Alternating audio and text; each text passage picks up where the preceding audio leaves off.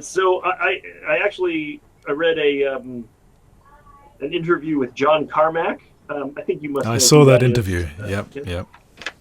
And I mean, I think he seems to be a fairly grounded person. I don't know how crazy or egotistical or anything he is, but he expressed it seemed fairly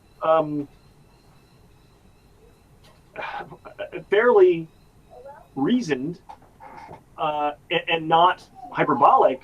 I thought didn't really come.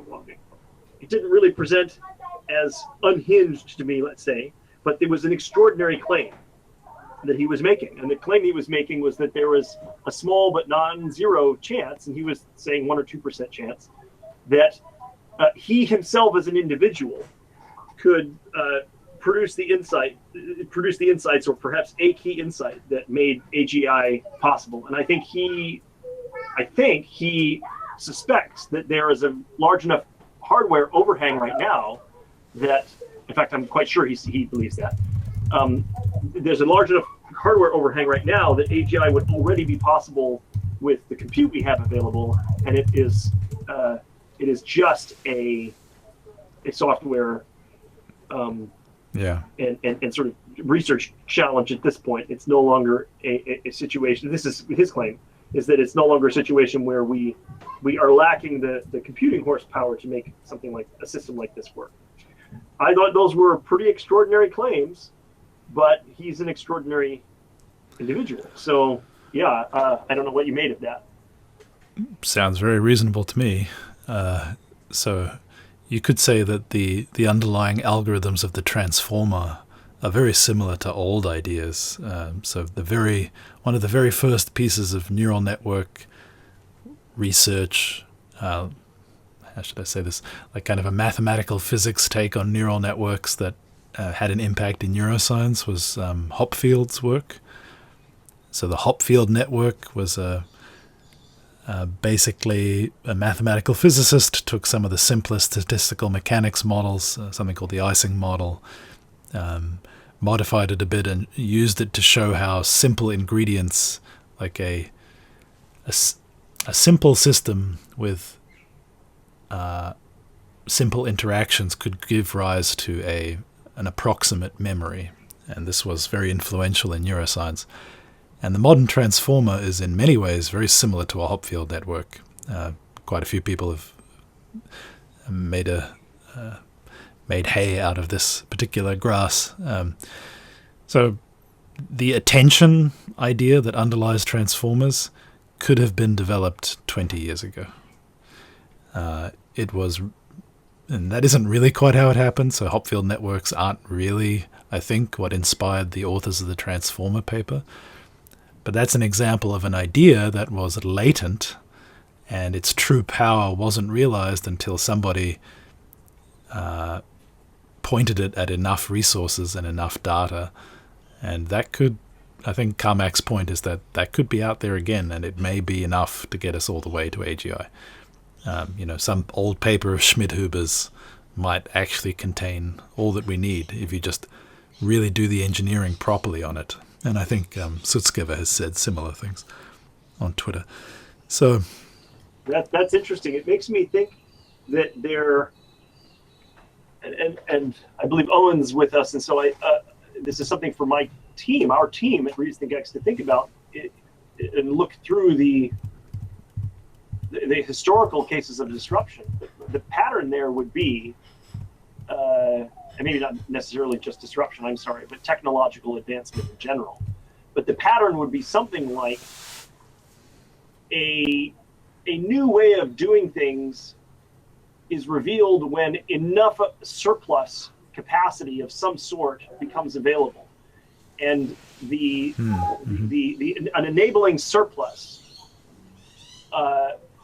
that facilitates exploration and discovery and innovation, then in hindsight shows that the same advancements or the same capabilities might have been achievable with fewer resources in retrospect, but they weren't discoverable or pursuable in absence of a sort of a condition of abundance or a condition of surplus. And that may be a general feature for the emergence, for example, of a new business model based on a technology or something like that, where the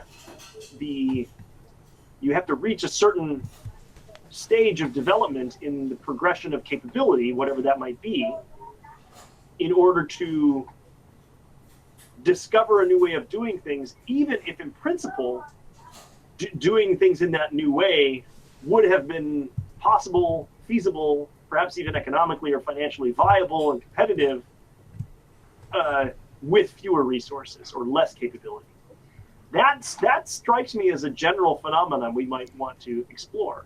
And it would be of interest because you could then imagine a competing landscape or circumstance, environment maybe is the way to say it, a competitive environment where folks are looking for examples of that. It could be that rather than wait for a surplus to reveal these new opportunities through the normal historical mechanism of discovery amidst plenty, you might accrue a competitive advantage by trying to find those opportunities before they are, or sooner. I don't know, maybe that's already part of the competitive dynamics. But anyway, it's an interest. I think so. What I'm saying is that this may be a more general phenomenon than is simply specific to computing technologies. Yeah, I think that's Carmack's point, isn't it? So he said in that interview that maybe that doesn't happen, really. So you might imagine that given the potential rewards, there would be people out there trawling through the old ideas to look for things that were missed, but somehow we're much more of a bandwagon hopping species than that. So the vast majority of the resources is spent in a very small number of directions for reasons to do with how we coordinate our activities and incentives and careers and so on. And it's actually highly unusual for someone like Carmack to have those resources and be sufficiently free of all those structures to just think, hey, maybe it's out there and I'll go take a look. So, yeah, I actually think he's got a pretty good shot at. I mean, it would be very difficult to keep it secret, so I very much doubt that he or his company will, have a monopoly on whatever it is they find, but it certainly seems like there's a non-zero chance that Keen Technologies ends up being up there with DeepMind and OpenAI, right? Like if they just get lucky, they could do it. So from the point of view from the point of view of safety, I think it's probably indicative of how difficult it will be to coordinate in the race dynamics that are already emerging when people like Carmack can just go do their thing and have a non-zero chance of making it work. It's part of the reason why this isn't controllable, right? The idea that you have a government, I mean, even if it starts looking like it's going to work, as in like a year ago, the idea that governments will be able to come in and lead coordination among the leading labs in order to slow down or impose more safety constraints or whatever, that might be possible in some kinds of technology like nuclear weapons, for example, but what Carmack is a walking counterexample to the idea that you'll be able to do anything effective in that direction with AGI, I think. The name of the company is Keen Technologies, as in Commander Keen. You're probably too young to know Commander Keen, but us ancient people may have played Commander Keen. It was one of the games that was made before Doom and Quake and all the famous id Software games. I think it may have even been made by the Apogee games when the progenitors of id Software worked there. It may not be an id Software game.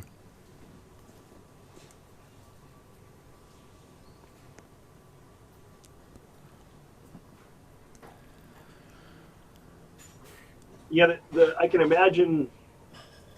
I mean, certainly a society, certainly in Western democratic, patterned societies that you know, where there's where it would be implausible to expect that, you know, government could just snatch some individual person who posed a risk of, you know, developing AGI in their basement off the street. I mean, we did, you know, it's sort of X-Files and you know, cloak and dagger kind of Hollywood depictions of the U.S. government and its agencies notwithstanding. I think this is not a reasonable expectation that something like this would happen. I mean, it is. If ever there were a circumstance, I suppose this would be it. Maybe if somebody were, I suppose, engaging in potential terrorism, like bioterrorism or something like that, then you can imagine governments taking action and snatching up individuals or small teams and putting them in the proverbial Guantanamo Bay kind of environment or worse. But I think there are some places in the world where it's not unreasonable to expect that individuals could be, you know, they could be targeted. The question is whether or not we could know, or any government could know in advance and monitor that activity and take action soon enough. So there's sort of two questions there. There's one, the question of is it knowable? Is the information, is the knowledge available such that you could identify sources of risk before, you know, key breakthroughs were made? And then it's a separate question of could you act, or could you expect a government or an agency to act on that information? And yeah, I don't know what the answers to those questions are. And I would normally find it very distasteful to even contemplate that, except that we are potentially in a situation not without parallels to, for example, the development of nuclear weapons, right? That I think most of us agree that there is at least some potential that AGI could be as impactful and potentially as dangerous as that. So I suppose nothing is off the table, at least in principle, given the stakes and the risks. But what we might reasonably expect, yeah, it's difficult to say.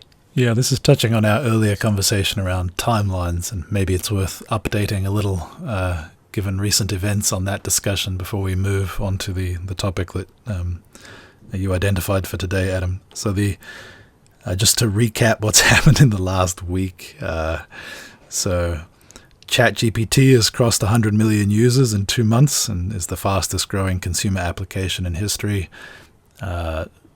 Universities worldwide, schools worldwide are developing policies to respond to ChatGPT in terms of assignments and so on. I think there are very few academics who haven't been preparing for that as they return to the next semester. Many governments, people have given speeches, MPs in the UK and Australia, an MP, a federal MP from Victoria, where I am, gave a speech in Parliament and actually mentioned existential risk from AI directly, which is the first time I think that's been mentioned in that body. I think there's been similar speeches in the US and the UK, probably elsewhere. So it's the idea of AI progress reaching some kind of disruptive level and potentially dangerous. That's still on the fringes. I don't think that for most people, it's not about existential risk or anything like that. But this discussion has definitely undergone a phase change in the last several weeks. The proximate cause being ChatGPT, which is it's kind of strange because the capabilities of ChatGPT have been latent in the API essentially for, as Sam Altman has said, 10 months at least. So this is, well, not surprising, a delayed reaction, but there definitely has been some updating of timelines, I would say, over the last couple of weeks. Google stock price is down by 9% today as a result of Bing from Microsoft launching with ChatGPT-like capabilities. Google has just invested $300 million in Anthropic, an AGI research institute oriented around safety. That got a lot of investment, or putative investment, from the FTX Foundation. When that collapsed, maybe it looked like it was on shaky ground, but now they've got plenty of money to train bigger models. And there's the $10 billion investment of Microsoft into OpenAI. Microsoft is rolling out ChatGPT-like tech across their entire Office suite and thereby to millions and millions of businesses around the world. So that's like in the last couple of weeks.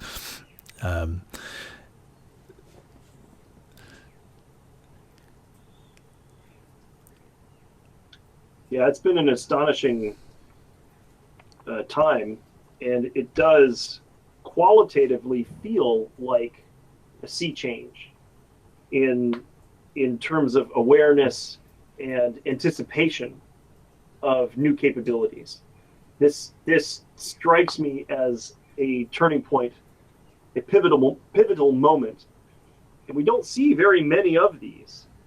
The iPhone and the smartphone was an example. It really did give many people a view of a new kind of future, how the future was likely to differ substantially from what came before. The iPhone was in a more limited domain, perhaps, but still impactful, made very big waves very quickly. And it wasn't just the idea that you would have a very capable smartphone with a beautiful interface and so forth.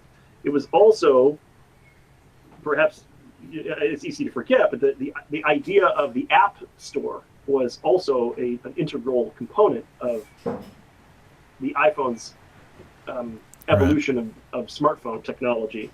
And it was really the app concept taking off that had such a profound impact on how we use these tools. We used our phones and related to the devices, and interacted and began to shape our lives, our behaviors, and our work around these devices. So that was.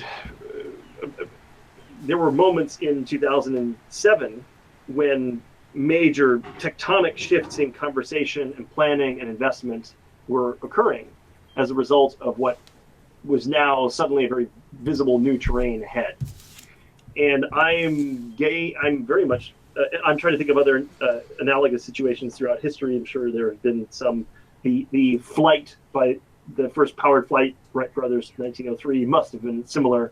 And it's perhaps slower, and it's because of the speed of communications and expectations of things. Actually, that's but there sorry to interrupt, undoubtedly but been historical with that example as well. I mean, this moment we're in with ChatGPT is, of course, just a preview of the real Wright brothers moment when an AGI is unveiled.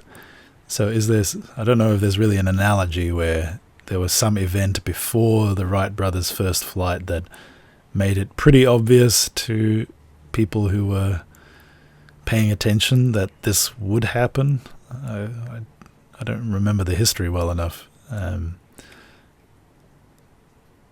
I don't think so, because I know I saw the anecdote quite recently. As a matter of fact, I believe the Wright brothers themselves were skeptical that powered flight would be achieved as soon as it was.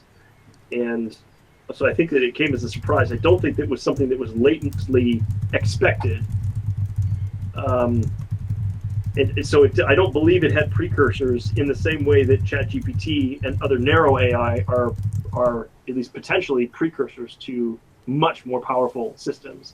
But I don't know if that is exactly the right metaphor or analog, because the Wright Flyer, the actual device, was very primitive and perhaps in some ways underwhelming, but it did point to much more powerful aviation capability emerging quite quickly, which of course it did. I mean, within 15 years, aviation was an integral part of warfare, and World War I would have proceeded very differently without aviation.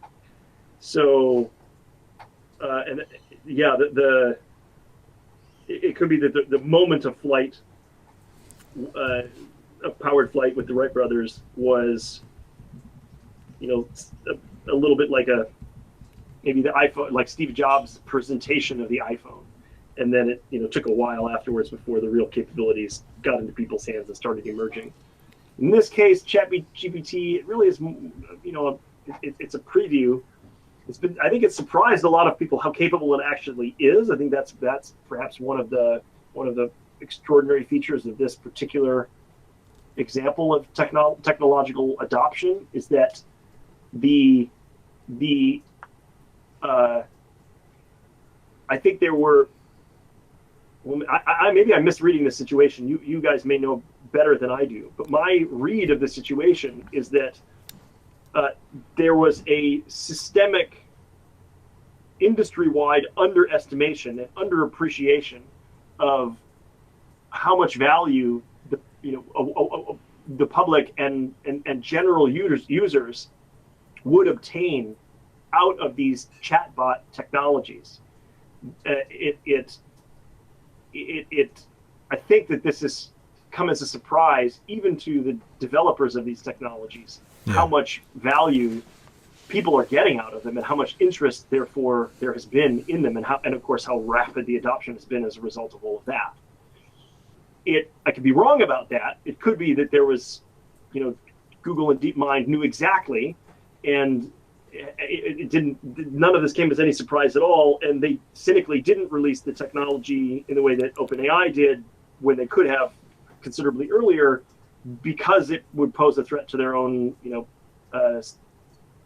their own business models elsewhere across the Google, the Alphabet ecosystem. Search being the key, target in the crosshairs there. But I tend to not to be cynical, and the easier explanation is that they just didn't know, they just didn't realize it. And I've seen quite a few insiders suggest these sorts of things, like, well, ChatGPT wasn't new. We've been able to do this for a year or two now. And I think I've seen quite respectable, quite eminent people say this, people from Facebook and other major research institutes. And it's and so it does beg the question: well, if you knew how powerful and how amazing this was, how come you didn't do it? And so it isn't that the capability was new. I think there was an underappreciation of what that capability, the value that capability represented or represents to the broader public. Well, I think probably the insiders are just, they're very aware of the risks, and Google is a case in point of the innovator's dilemma over the last few days, right? So as a result of, in their demo of their upcoming chatbot, which nobody can interact with directly yet, in the demo it got some fact wrong about the James Webb Space Telescope, and journalists made a big deal out of this, and this is being cited as a reason behind a 9% drop in their stock price. So for a behemoth like Google, who stakes its entire income on the relevance of its search results, the risks from introducing these technologies into that process are so extreme that it really must be, whatever they did over the last few weeks to get this to a position of launching it, it really must have taken the CEO saying personally, don't worry, if it screws up and a journalist points out an error in our demo and we lose billions and billions of dollars in market value, it's not your fault, right? That's what it must have taken to get them to move on this, and they would not have done it. They're waiting for the next generation of tech, right? They know that the current models have many flaws and really aren't in a position, it's not really ready to be integrated into search in this way. Microsoft can do it because nobody uses Bing. OpenAI can do it because they've got nothing to lose, and it's kind of a marketing thing for them, basically, right? And for them to attract investment for the other things they're doing. Google's in a very different position, and they've had their hand forced, and it may have been a mistake. Because, I wouldn't be using these. The strong point of these bots currently, or the technology, is not in search. It's not in trying to get factual answers to things. Microsoft claims to have this new tech that wraps around ChatGPT, but I don't know. I'm not using it for this purpose. The way I interact with ChatGPT is for very different things, right? So they somehow should have acted earlier and launched a product in a different segment than search, but somehow they then got pressured, moved quickly, launched it in search, and Actually, I'm not optimistic about Google being able to make this work for them. It'll be definitely interesting to see how the situation evolves. We're and the innovator's dilemma is a good observation. It's perfect, of course. And one of the things that goes along with that is we are likely now to see the emergence of a new intensely competitive period where there's a rush of startups and, well, not startups, but upstarts is a better way to say it, where there is very clearly now a prize in view to be claimed, to be seized, mainly in the form of market share, but fortunes made and power obtained adjacent those things as well. And there will be intense competition amongst players who had settled into a fairly what is the right way to say it? Some sort of homeostasis, some stable condition, at least for a time. That's not to say that first and second and third and fourth place holders don't exchange those positions periodically. They do, but the relationship, like as measured by a market share, the relationship between Google and Bing as search engines and so on, they weren't jockeying and intensely competing for their where they were standing on the podium for first, second, third place, and so forth. I see that now having shifted dramatically. First place is up for grabs again in a way that it hasn't been for a while, and upstarts are now also part of the picture. And I think we are going to unfortunately enter, or have entered, arms race conditions as well, where the prize on offer is so great. And I'm not even talking about AGI like we were at the beginning of this conversation. I'm just talking about the enormous potential revenues that could be obtained with market dominance in these narrower AI applications. Still talking about absolutely immense amounts of income for the companies that dominate. They have every incentive now to disregard any and all risk because there's so much to gain from being the winner.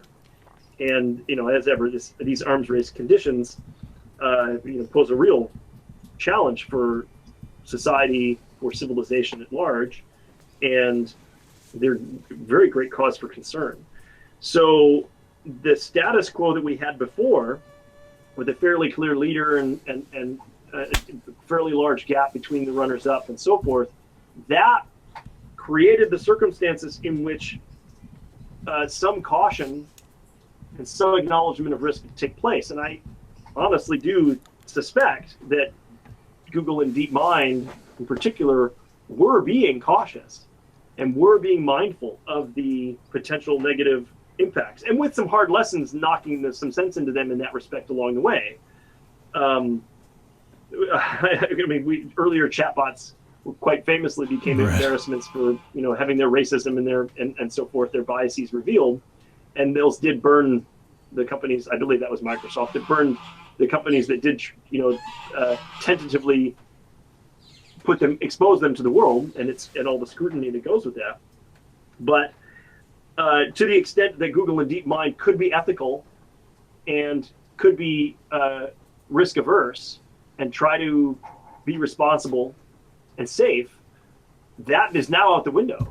I think the competitive landscape has changed such that no longer seems like a viable option unless there is massive coordination between the major players. And then on top of that, the incentives are not there for upstarts to participate in any coordination there, unless they're. So then we're left to hope for regulation to step in and perform and enforce that function. But when you've got the Stable Diffusions and the Mid Journeys of the world, and all of the other, dozens of others now, in the open source community, aiming very expressly to explore the riskiest aspects of these new technologies, gleefully in some cases. There is no avoiding an arms race now, and all of the risks that go along with that. At least that's to my mind. I hope you guys can convince me otherwise. Oh, but no. that's where I've landed on this. We're well into it now.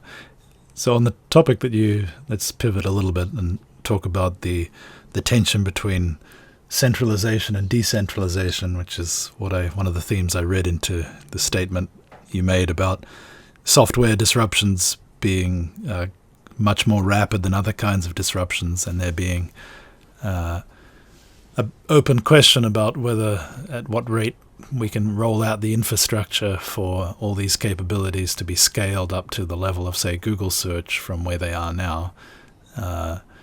And that scaling brings with it, so one of the differences between the tech giants, how they're going to approach this, will be to do with what happens on your device versus what happens in the data center.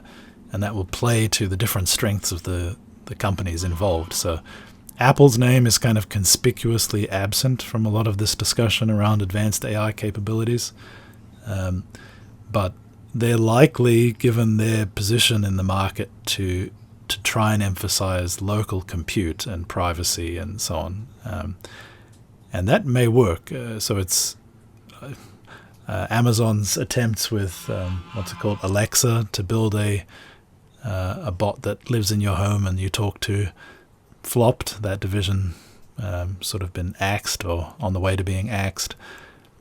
Probably just because it doesn't work very well, not because people are concerned about privacy. But as this technology develops, Apple's made very large bets on the privacy angle and being trusted because they've been investing in health and areas where people are much more sensitive than they are in other parts of their lives to the privacy rights. So they have a very strong foundation for moving forward with local compute for these kinds of technologies. So if you're integrating an AI tutor or an AI assistant into your life in a very thoroughgoing way, questions around where is the computation happening, what's being sent where, they will again be topics of discussion. I think in general maybe people don't care very much. I care. I think more people should care. But I think this is likely to be something that will be a distinguishing factor, and it's an open question whether you can do this locally and to what extent, and what needs to be processed in a data center versus whether your phone is powerful enough to do some of the inference. So Apple has been working very hard to make technology like Stable Diffusion run very quickly on iOS devices, for example. And I would imagine that there's a large team inside Apple working to make transformer models, large ones, or rather sort of compressed versions, quantized versions, run on your devices and building dedicated hardware to run them, anticipating how important this tech will be in the future.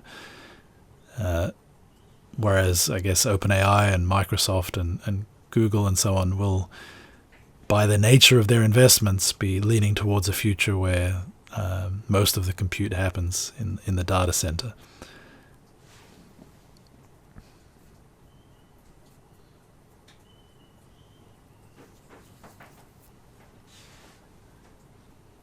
Yeah, I suppose it is an interesting technical question of how do you distribute the computing footprint, whatever the requirement is, and where control is ceded or granted of that resource. I think I'm with you, Dan. I suspect that these new capabilities will be so profound and they will represent so much value. They will be so alluring and very quickly so indispensable that people will just sacrifice their privacy, both knowingly and unknowingly. And so there are, I would I think there are sort of, you could say there are perhaps 3 or 4 sets that overlap to a greater or lesser degree of people, of users, in their relation to privacy concerns. They're sort of, or maybe it's simpler than that. But at any rate, there are individuals and organizations, I suppose, that are both aware and very sensitive about their privacy concerns and take action to protect their privacy very aggressively. Then there are those who are aware that privacy is an issue but don't care. And then there are those who are not aware that privacy is an issue and therefore act as if they don't care. Now, whether or not they do or don't care, we don't know for that group, because they haven't made that choice. They're simply unaware. And I don't know how the total population of internet and software users is distributed across those categories, and maybe I'm missing a category or two if I'm not being complete there. But in my mind, the second 2 categories, people who know and don't care, and people who don't know and therefore also don't care, those are the overwhelming majority of users, at least to my, I don't have data, but I strongly suspect that that's the case. And these are for services that are valuable and to some degree indispensable for work and personal life now.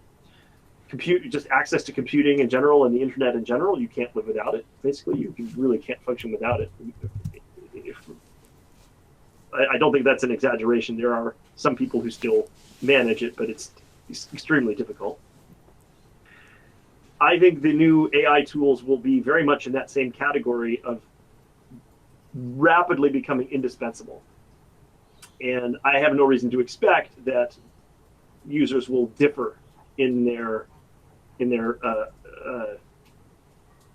stance as far as privacy and security goes towards these new technologies any more than they do today.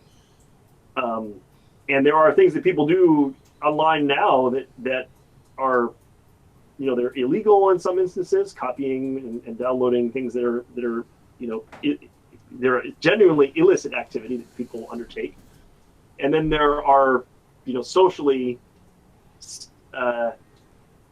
what's the right word? Behaviors around which there is social stigma. I'm thinking pornography for the most part here, on the internet, where people consume that kind of content, and they give up their privacy, whether they know it or not, in accessing the providers of that sort of content. And people don't seem to hesitate. That seems to be, a large and absolutely, thriving portion of the internet.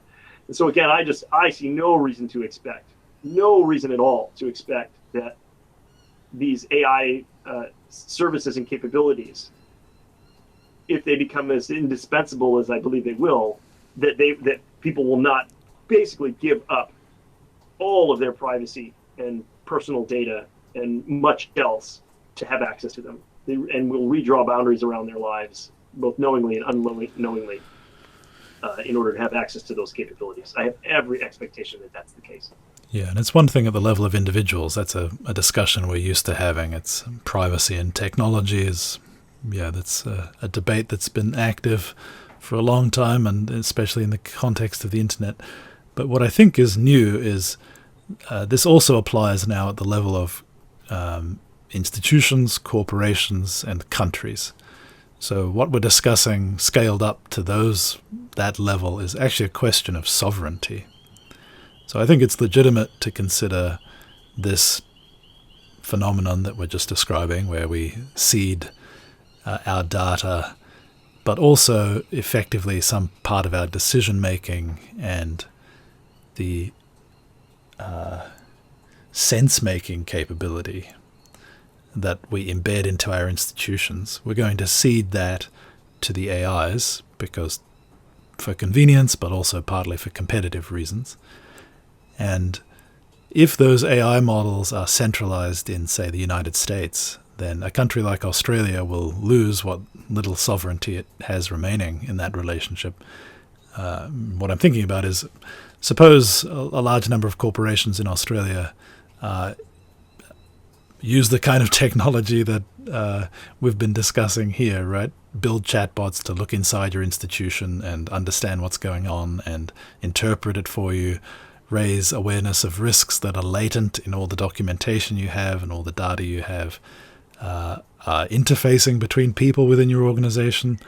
All of that, there's a flood of startups building that. Microsoft is going to be heavily investing in that. It'll suck to start with, right?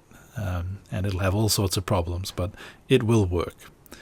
And when it does work, if the control over that system is outside of your borders, do you really actually control your corporation?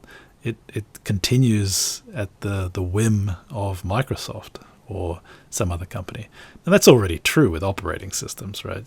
Maybe your company will just fall over if your Microsoft subscription stops working. But this is a kind of different thing, right? It's at the level of, if OpenAI turns off access to its API to our company, suddenly we don't know how to talk to each other anymore. And the lines of communication within our company, we don't really understand what they are because they've sort of been embedded with the AIs playing crucial roles. So I do think it's appropriate. It seems a bit silly now, but soon it won't, I think, to think of this as actually a question of sovereignty. And I'm actually genuinely concerned that Australia doesn't have the supercompute capabilities to have one of these models inside our borders. I think this is a key sovereignty risk that is being just completely ignored. Actually, it's an interesting question. This is an aside a little bit, but I've seen some discussion, I don't know what to make of it, about open source alternatives to the development of these models. So I'm mixing up the transformer-based language model technology here a little bit with the diffusion-based generative capabilities. Those have both been spectacular developments in the last year, these capabilities, but they're not the same thing as to my understanding. And I have seen more movement on the image generating front, the DALL-E 2 alternatives that are open source, than on the language models. But my understanding is that there's intense interest already in open source development of these large language models. But then, of course, there are the training requirements. Supercomputer, basically, the compute requirements are so formidable and so costly that this is very difficult to do competitively with the giants that have the massive cloud computing and server farm sort of resources. But then, one thing that I was reminded of recently, and I'd completely forgotten about, is the distributed supercomputing that's done by the at-home project or network. It used to be SETI, where you could help process this was going back 30 years now or more, to be able to process radio telescope signals to search for signs of extraterrestrial intelligence. So that's SETI, the search for extraterrestrial intelligence. That initiative broadened out into other collective efforts to provide computing resource. So for protein folding, it was folding at home, that project. And I believe that those efforts still continue. Do you guys know of any efforts to have sort of collective open source alternatives for training, specifically large language models, using a cloud of volunteer user compute capacity as opposed to privately owned or publicly government owned supercomputer capacity? And what is the relevance of that? Is there any hope that could provide or serve some useful democratizing function in this arms race, or is it just a nothing burger? Yeah, it's an open question. I don't have any idea at all. I think, unfortunately, it's a nothing burger. Yeah, there's quite a lot of projects out there A lot of them are cryptocurrency related, right, where you would get some sort of token in return for putting up your computational power. That worked for SETI because there was kind of this hardware overhang where people's computers were relatively powerful enough to be able to do some of that processing. And there's a fair number of GPUs sitting in people's homes, but they're just nothing compared to A100s or H100s. So the progress in the chips and the gap in performance between the latest semiconductors that are baked into NVIDIA's products, for example, and what people have in their home machines is just too big. It may be actually economic for like lagging tech, so like 2 generations old, right? You probably can have a distributed system that would train GPT-2 and democratize that. So I think there's a place in the ecosystem for distributed training to be coming along and making very cheap things that are a couple of generations behind the cutting edge. But yeah, so that may make a difference. I mean, I guess Stable Diffusion is an example of, it's certainly at the cutting edge. But it's not only the data and the training. So that's the place where I think this democratizing aspect falls apart a little, is that these systems will become increasingly complex and difficult to produce. It's already, you need some insider knowledge to be able to retrain GPT-3 or something. But many groups have done that. But ChatGPT is not just that, right? There's this whole layer of reinforcement learning from human feedback on top, which involves going and collecting human data, interacting with the systems. There's like a whole manual schlep involved in producing ChatGPT, which Anthropic has reproduced, right, in order to train their Claude agent. And that's part of the reason why they're getting this investment, right? There's like this extra stuff on top of the somewhat well understood process now of training GPT-3 that you have to do to get it to the position of being a useful agent. And at some point, I don't think that's the secret sauce now, right? So at some point, I'm not sure I'm not optimistic about the democratizing efforts. I'm not sure that Stable Diffusion is really a strong indicator of how this is going to go.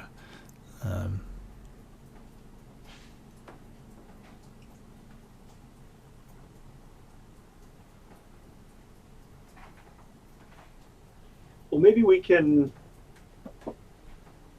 pivot there into another aspect of the discussion topic that we talked about for today, and that is how software in particular as a technology is a type of service that can be adopted very swiftly in a way that it is more difficult for other goods and services to be adopted so swiftly. Software is sort of in an extraordinary category of its own there. You can download and apply a software update, and begin adopting its new capabilities and realizing the new utility of it with so little effort, so swiftly, at such low cost, that the potential for a new software capability, a new software, a new piece of software, let's say, to capture market share in a given within a given market, to capture the share of the user base or the time of people's participation or utilization in a given domain. The potential for that to happen so quickly is really it's sort of it doesn't obey necessarily the same rules. Certainly doesn't follow the same patterns that I think we see for other disruptions that occur, where availing yourself of the new capabilities requires adopting new equipment, going up a steep learning curve, Right. reorienting or reorganizing yourself or your enterprise, whatever it might be, your institution. These things that we've seen historically, at any rate, examples of historical examples of disruption, have typically taken years, even in the swiftest, even in the very, very, very fastest cases. We don't see physical products disrupting their respective markets or industries in, a matter of months or weeks or days. But in software, it's different. In software, there is the potential for adoption en masse to occur astoundingly fast. And of course, ChatGPT reaching 100 million users in 2 months is an example of that. That is just so much faster than the normal pattern of disruption. Disruptions historically have taken, really at the low end, 7 or 8 years, and typically more like 13 to 15. Seldom much longer than that. If they take much, much longer, we stop calling them disruptions, for one thing. But our typical pattern that we see is sort of 10 to 15 years for most disruptions. But 100 million people adopting a new technology in 2 months is just an astonishingly fast transformation. And so I thought it would be useful to see, what other aspects of disruption, of the patterns that we see historically from other precedents of technology adoption, what of those even hold for new software technologies, and in particular these ones around AI, where we're talking about an order of magnitude or more rapidly, 2 orders of magnitude more rapidly than other disruptions. This is just it's a different game, it seems, different ball game. Yeah, when you were speaking, what I was thinking about was the role of, it's like a latent reservoir of jobs to be done, or something that is relevant here. So when you think about why was ChatGPT adopted so rapidly, well, some people are doing genuinely interesting things with it, but I have to think that the reason it became a social phenomenon is that lots of people have bullshit essays to write, performance reviews to write, bullshit emails to write, that actually have no content and nobody really reads them, but you need to write a nice email to the person, and you get the tool to do it. They don't even read it, they just skim it, and they're like, okay, yeah. They get like a sentiment from the email, right? So they read the email, it's 4 lines long, they skim it and they get the sentiment, thanks. But if you just said thanks, then it would seem rude. Okay, so there's like this latent jobs to be done of just, actually there's no information there, but it's a task that humans do. Essay writing is a lot like that. Most essays just are a sentence, really, but you're trained in high school to write these very, content-free, multi-page things to say almost nothing. This is a thing that as a culture we like to do, and there's this huge latent demand for just automating that process from both ends. I saw this meme where, I think actually, I don't know who it was, but on Twitter, where somebody has an email to write. What they put into ChatGPT is say thanks. What comes out of ChatGPT is this 2-paragraph, nice-sounding professional email. The recipient puts the email through ChatGPT to summarize it and gets thanks. And everybody's happy, right? I mean, in some ways, all across, well, maybe I don't want to be hyperbolic here.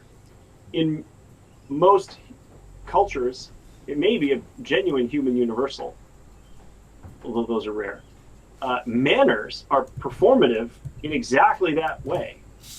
So there is a performative function, and there's an expectation of that performance that we call having good manners, and it performs the function of demonstrating, at least my understanding. I've read a little bit about this in the past in some evolutionary psychology texts in my undergrads. This is very old information, but I'm left with the impression, after all of these years, that manners perform important social functions.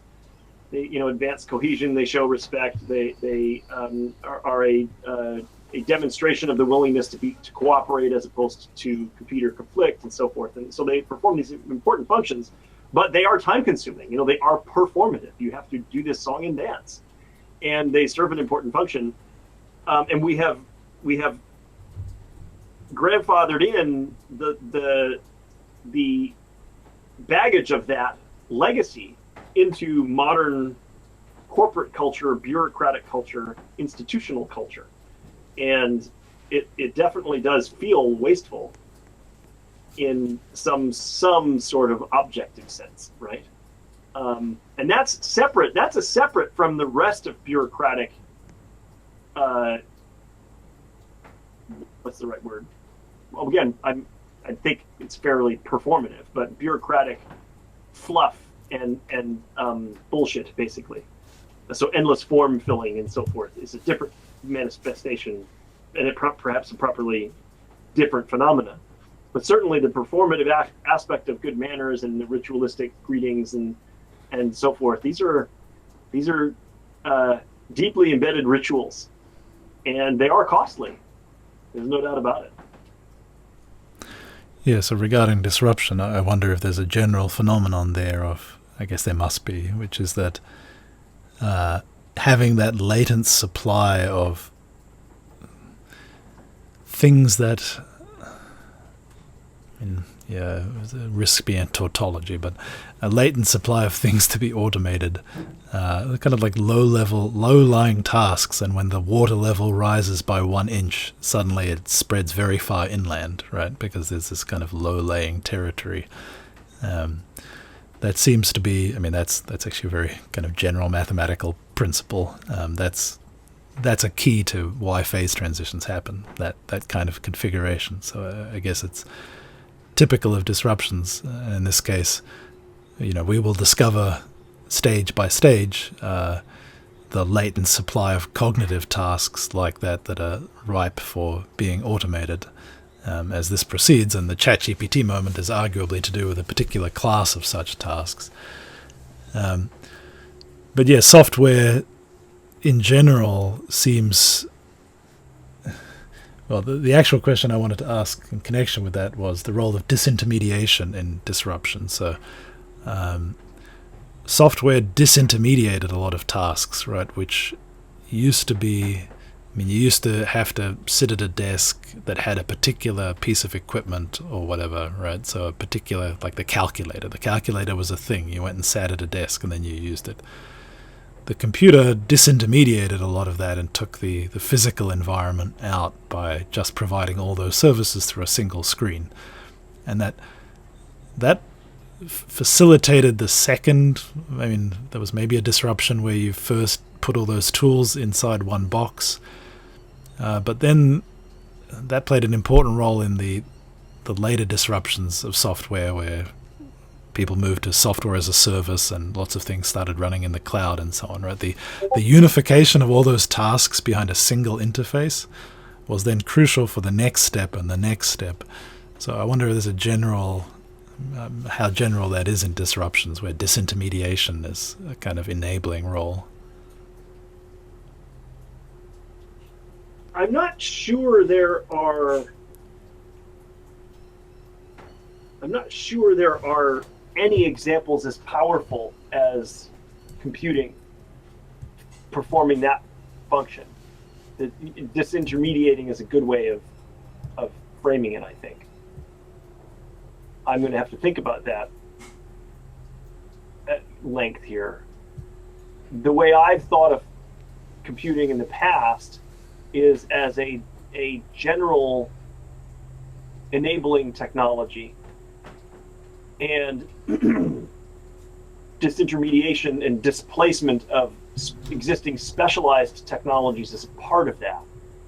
But as a general enabling technology, computing also makes fundamentally new capabilities possible that weren't in the past. So it performs these multiple extraordinary functions. And it is computing really is quite in a class of its own in that respect. I think that we have only a handful of other historical examples of technology that have so much reach and so much transformative potential because they embed within such a broad sweep of capabilities.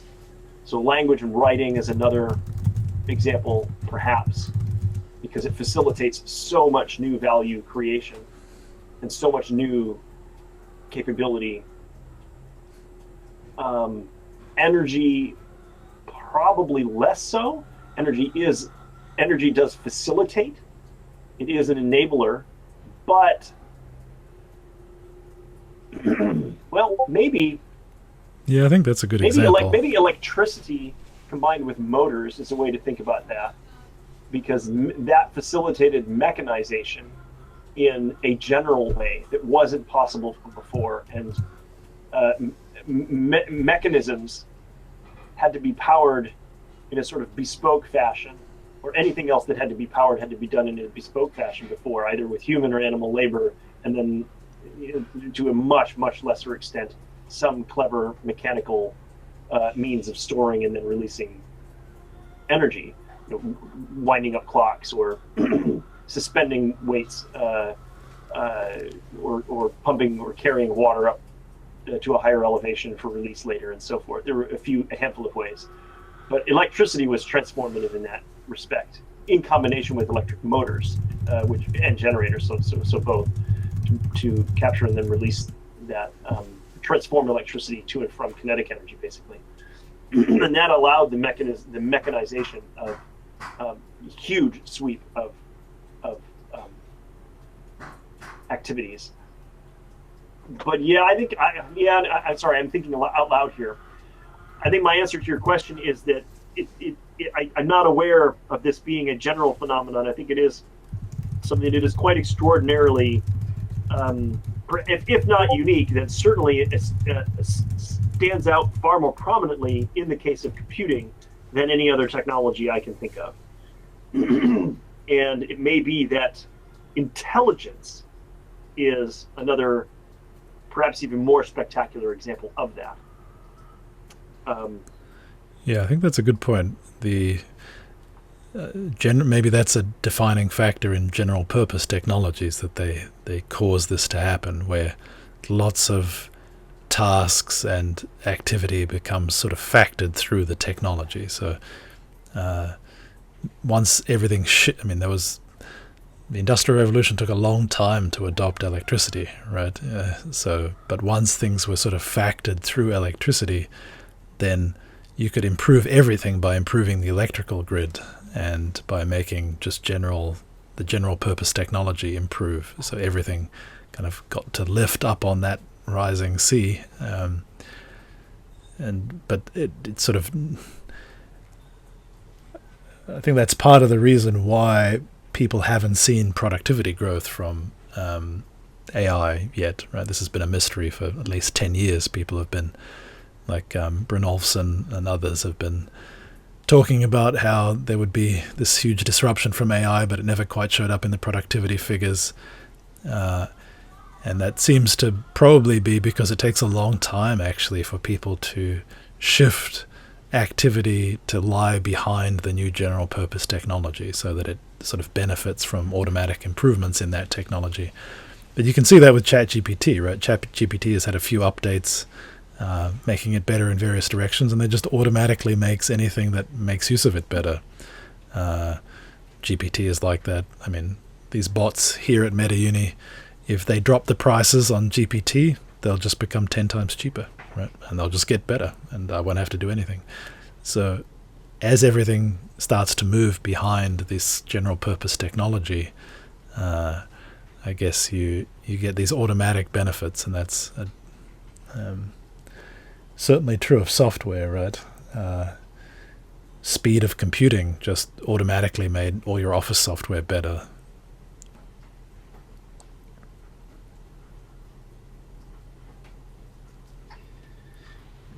Yeah,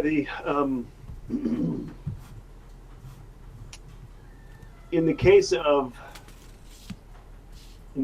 AI, and not general AI, that is its own category, but even broadly more capable, but nevertheless still narrow, artificial intelligence is.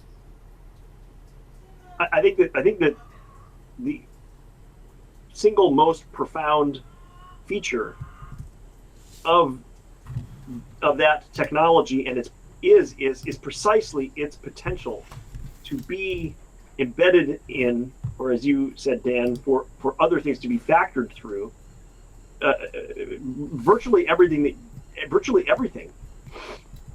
Just so many different aspects of our lives, of the work that we do, of the activities that we engage in. I mean, almost by definition, any action that humans undertake will have some intelligence behind it somewhere. And I guess there are categories of unthinking action where a decision is made long ago, and the system is continuing on that basis without any new intelligence in it. And you could be cynical and say, well, there are systems that have spun out of our control and are really dumb and counterproductive now and so forth. You can certainly argue that. But I'm thinking on a smaller scale, one could imagine embedding intelligence just ubiquitously around human beings and all of the things that we engage with. Every action, virtually every object, and so the scope for artificial intelligence to create value and for value to be realized through the utilization of this new tool is I mean it's as close to unbounded, I think, as anything we've ever seen. It's I mean, again, I struggle to wrap my head around how profound the transformative potential is here. And this is, again, without going to fully general artificial intelligence, and then certainly without going to the sapient version of fully general artificial intelligence, just within the narrow sense. So, yeah, and several things continue to surprise me here. The first is that this is just not widely appreciated. I don't know why. It boggles my mind, frankly, that not only the public don't see the potential of this and dismiss it as science fiction, in the same way that people dismiss the potential of the internet. People the public did not see it for a very long time.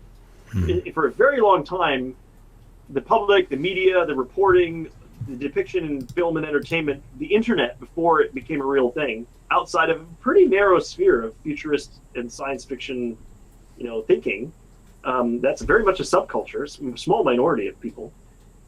The internet was just basically going to be a glorified phone book, a little bit interactive. That was it. And that was what people imagined the internet would be. That was the extent of it.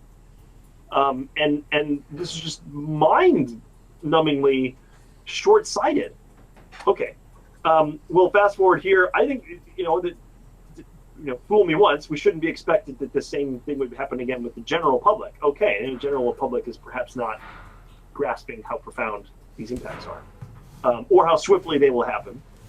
But what surprises me even more, what I'm truly dumbfounded by, is that, as we talked about earlier in this conversation, even the industry itself didn't realize what they were sitting on, necessarily.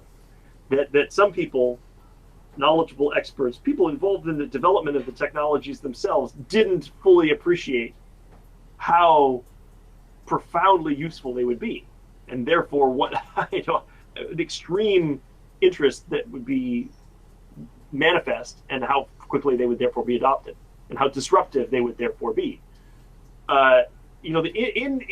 People intimately involved in the development of these technologies appear to not have fully grasped its potential. this shocks me. I don't get that.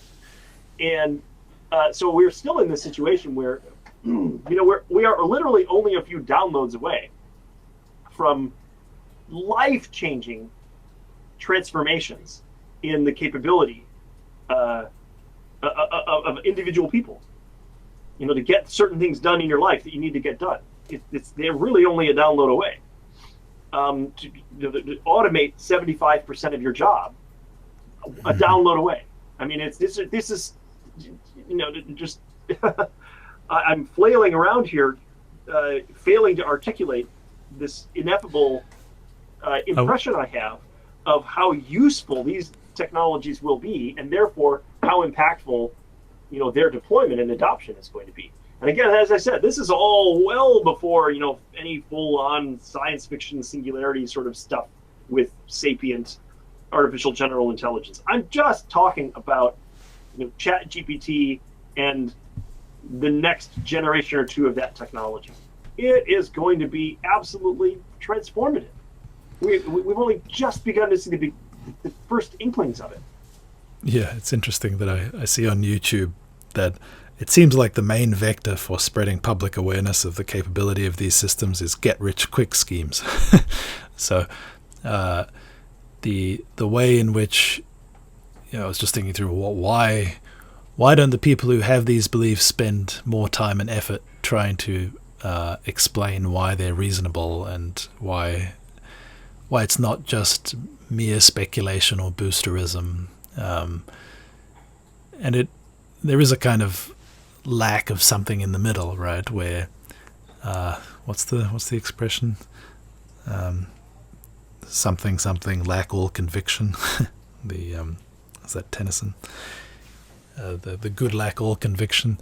So when you have an environment like this with a rapid technology shift coming, well, there's lots of money to be made, right? I saw someone point out that for the next few years, professionals, say lawyers, I mean, if you're a capable lawyer, you can probably scale your caseload by 10x. I mean, I don't know if that's accurate, but that's maybe it's not true for lawyers in particular, but it's true for some professionals, I'm sure, where you could hire a lot of people, hire a lot of AIs. Maybe we're not quite there yet, but maybe GPT-4 will be enough. I don't know. At some point, you'll be able to do that, but it won't last very long, right? So there'll somehow be an interregnum where you can make a lot of money by being the first to adopt and scale these tools. You could say that you're a kind of traitor to the human race or something, but okay. So what's the incentive for convincing everybody that that's true? I mean, if you believe it's true, just go make your money. So I think a lot of that is going to happen, where you can see all the people building startups on the back of ChatGPT. Well, what's the point in trying to convince the public that even more profound things are coming? They'll just try and sell what they're up to. And indirectly, that's going to actually raise awareness, right? So the people pay attention to what makes money. The potential of the internet reached everybody's awareness when they were thinking about, well, I should get my kid to study computer science because then they'll make a lot of money, right? So that's how this will happen. But is there, I guess the question is there really any point in trying to convince people or make the case for this? It seems to me that it's important to do it, but I'm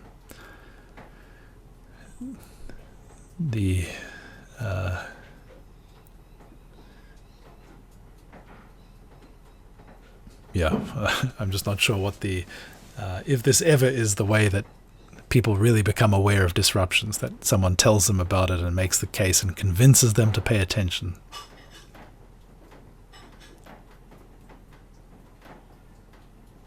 Yeah, there are push and pull incentives in place, certainly, right, for the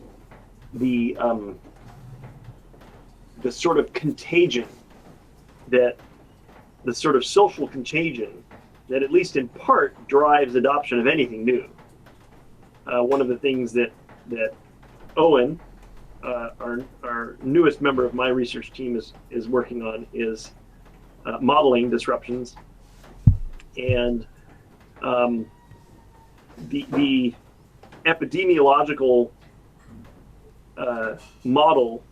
It's conceptual more than formal, but the epidemiological principle for the adoption of any new technology or any new tool or any new idea is a model of contagion, that individual carriers of that new knowledge or new tool infect others, and the place where an epidemiological model breaks down is in the details about how and why infection might occur.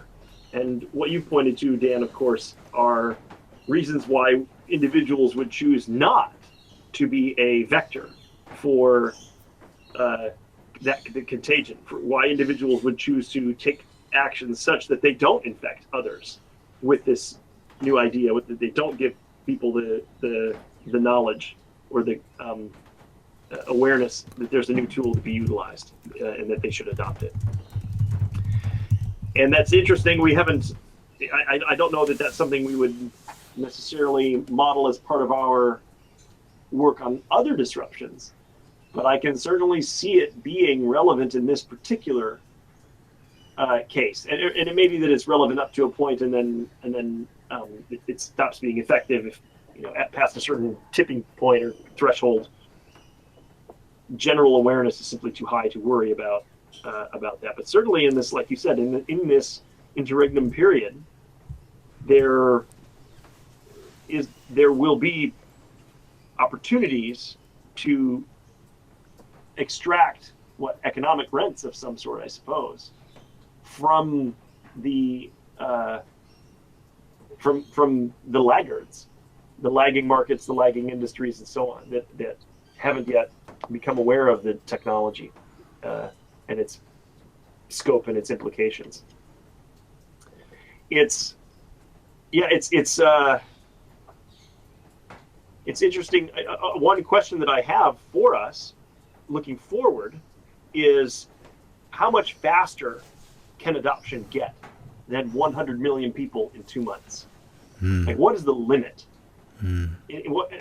What would and maybe we should, we could indulge in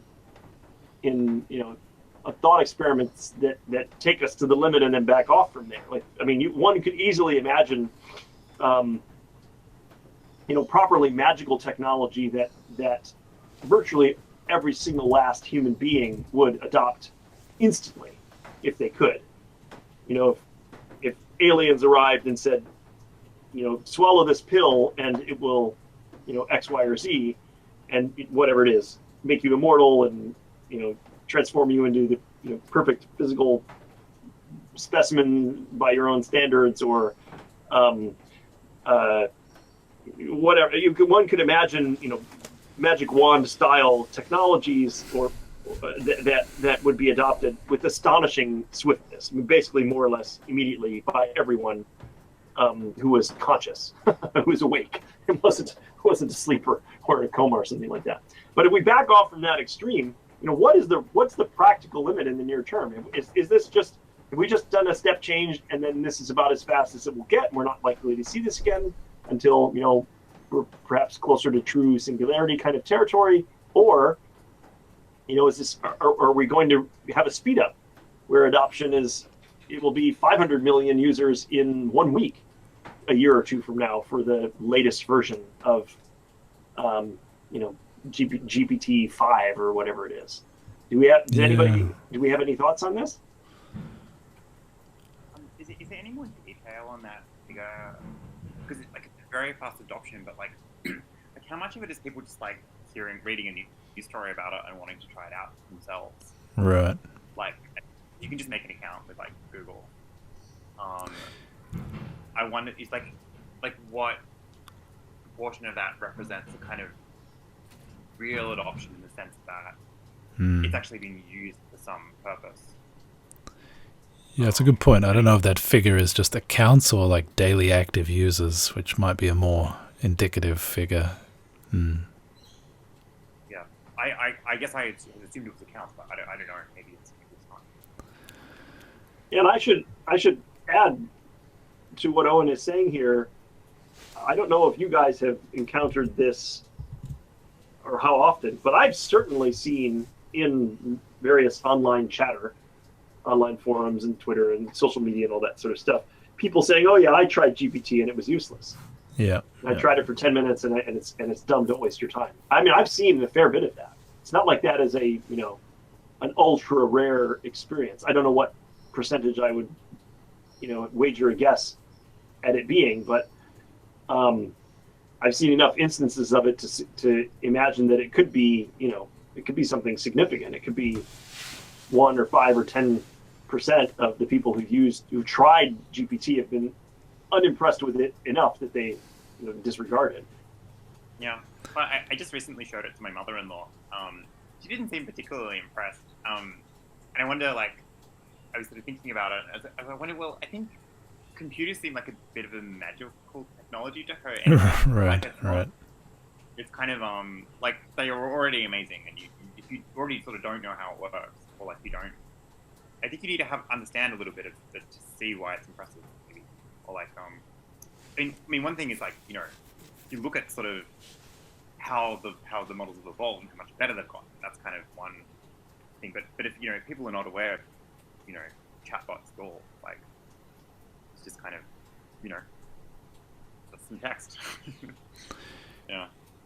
Yeah, I think it's the adoption's probably very much tied to particular use cases. So out of that 100 million, 60 million are students using it to write essays, and 30 million are people writing emails or performance reviews, and they learned about it from some article they saw or some TikTok or some video on YouTube.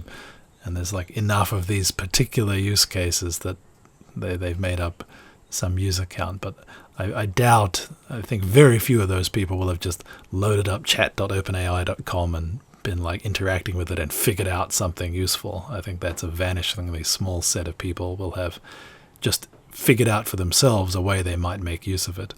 I think it's like they might go from one task and try other things and find out that it works. But I think the adoption is very much driven by much more narrow tasks, and in that sense, that's why people are pointing out that, well, you could already do this with the OpenAI playground. You didn't need ChatGPT, but somehow it was necessary for this step to happen.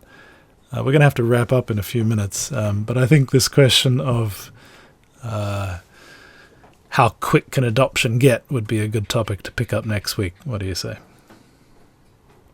Yeah, that sounds good. Maybe some things to think about to mull over between now and when we pick it back up are Owen's